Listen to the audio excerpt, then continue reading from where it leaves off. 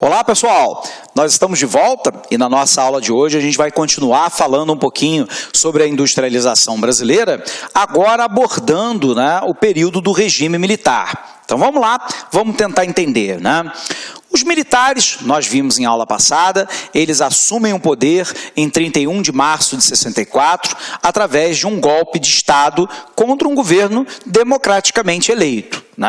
No entanto, a gente vai poder perceber que a ideia inicial era que os militares assumissem o poder por um período de 1 a 2 anos para dar uma certa estabilidade econômica e política ao Brasil, e que o poder pudesse ser de novo, através de uma eleição livre, direta, democrática, voltar para o controle popular. No entanto, os militares tomaram gosto pelo poder e estabeleceram então uma ditadura que durou 20 anos. O que nos importa aqui não é o julgamento político desse período da ditadura. Cada um, eu e vocês, temos aí uma opinião a respeito desse período da história brasileira. O que nos importa, no entanto, é tentarmos entender a situação econômica e política daquele momento. E aí, a gente sabe que o Brasil estava lá em meados da década de 60, com uma inflação que cada vez era maior, uma dívida pública que aumentava seguidamente, e nós sabíamos que alguma coisa tinha que ser feita. Os militares, então, de 1961 até 64, vão implementar o PAEG, o Plano de Ação Econômica do Governo. O PAEG era basicamente composto, primeiro, por uma política fiscal e monetária contracionista. O que é uma política fiscal? É aquela que diz respeito ao gasto público e à tributação. O que é a política monetária? É aquela que diz respeito ao aumento ou à diminuição da liquidez do mercado. E o que é a liquidez? É a quantidade disponível de moeda, de dinheiro, para os agentes econômicos, que pode redundar no aumento ou na diminuição da demanda agregada, que é a demanda por todos os bens e serviços. Quando o regime militar inicia o PAEG, ele estabelece uma política fiscal e monetária contracionista, ou seja, a redução do gasto público, o aumento da tributação e a redução da liquidez. O objetivo era um combate seguido, ininterrupto, porém moderado, da inflação. Por um outro lado, o regime militar vai se dedicar a buscar fazer uma reforma econômico-financeira no país. E dentro dessa reforma econômico-financeira, uma das mais importantes foi o reordenamento do sistema financeiro nacional. Esse sistema que passa, a partir de então, a constar de um subsistema normativo e um subsistema operacional. No subsistema normativo, o governo do regime militar cria o Conselho Monetário Nacional, que determina as políticas monetária, cambial, creditícia, autoriza o funcionamento das instituições financeiras, normatiza sob o ponto de vista técnico e zela pela liquidez e pela solvência das instituições. O braço operacional do Conselho Monetário Nacional será criado com o Banco Central. Banco Central que tem uma série de funções, Ele é o banqueiro do governo, ele é o banco dos bancos e, portanto, o emprestador em última instância, ele é o agente de aplicação da política monetária, da política cambial, da política creditícia. O Banco Central é também aquele que será o fiel depositário das reservas compulsórias, das reservas voluntárias dos bancos, mas também da reserva cambial brasileira. Banco Central que vai fiscalizar o funcionamento do sistema financeiro nacional e mais, será aquele que eventualmente vai punir na esfera administrativa quando os agentes econômicos não se comportarem corretamente diante da lei. Então, a criação, né, de uma política fiscal e monetária para combater a inflação e tentar reduzir o déficit público, somado a um reordenamento, né, do sistema financeiro, irá se complementar com uma ampla reforma tributária. A reforma tributária, ela teve basicamente dois motivos. O primeiro motivo era centralizar recursos no governo federal, já que o governo federal, através da dotação orçamentária, poderia politicamente controlar os governadores de estado e os prefeitos, já que se estes não fossem do agrado do regime militar, não receberia repasses voluntários do governo central. O regime militar cria, assim, além de uma centralização tributária, um mecanismo que segue até hoje, que é o Fundo de Participação dos Municípios e o Fundo de Participação dos Estados em parte das receitas que são recolhidas pelo governo central, pelo governo nacional. Por um outro lado, há uma tentativa, né, de buscar uma desburocratização, né, tributária, e há uma preocupação também em definir fontes de receita a nível estadual e a nível municipal. Na esfera estadual é criado o ICM, o Imposto sobre Circulação de Mercadoria, que mais tarde ganhará o nome de ICMS, incluindo também os serviços.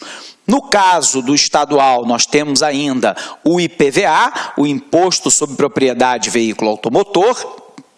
E na esfera, né, municipal, o ISS, o Imposto sobre Serviço, e o IPTU, o Imposto Predial e Territorial Urbano.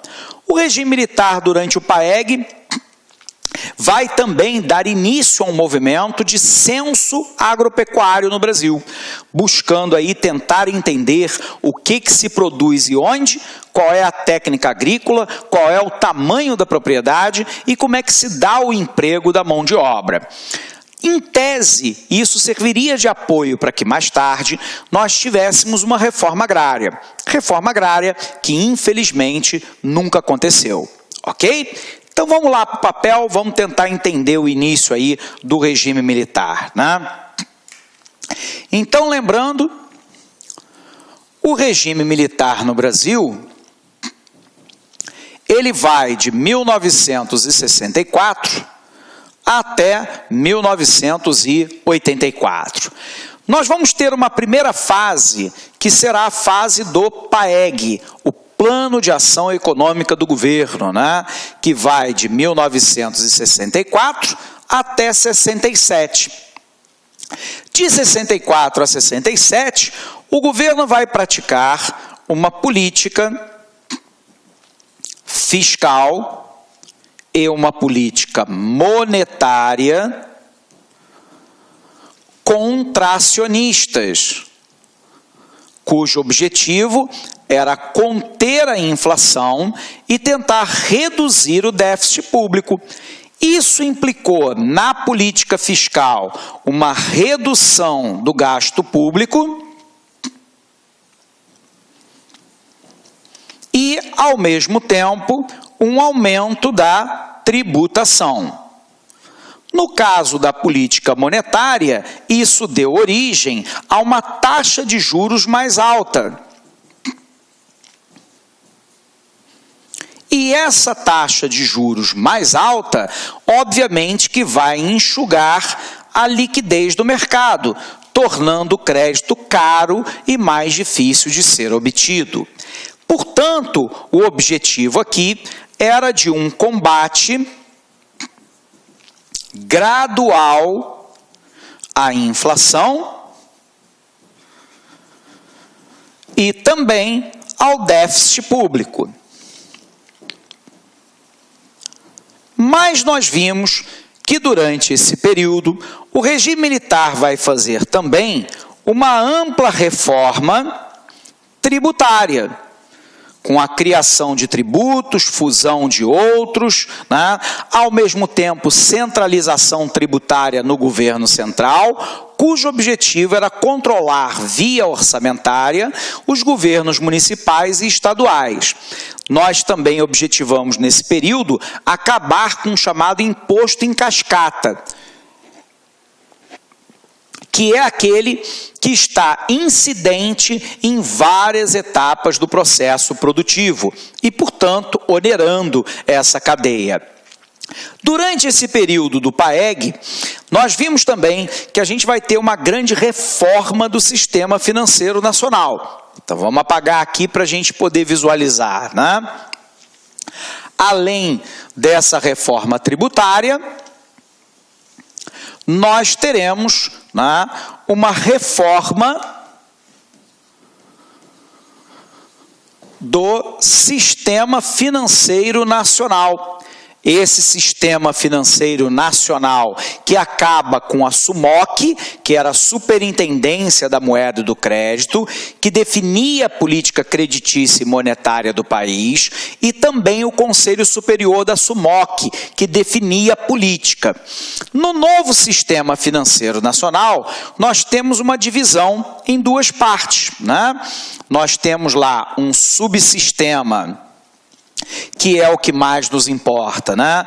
Que é o subsistema normativo, e dentro dele, né, a mais importante, que foi a criação do Conselho Monetário Nacional e o braço operacional, que foi o Banco Central. Portanto, o Banco do Brasil deixava de ser o banqueiro do governo e assumindo as funções de um banco de varejo, e não mais, né, como o banco dos bancos, o emprestador em última instância, e o Banco do Brasil deixara também de ser lá o fiel depositário das reservas brasileiras.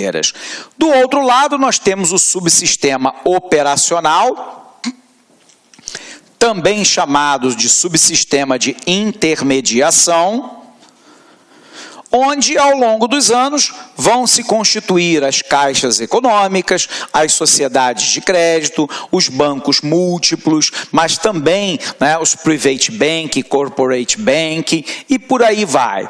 Essa reforma é uma reforma importante, porque ela garante um ordenamento mais racional no trato do sistema financeiro nacional. Além disso, durante esse período, né, o regime militar promoveu um forte arroxo salarial.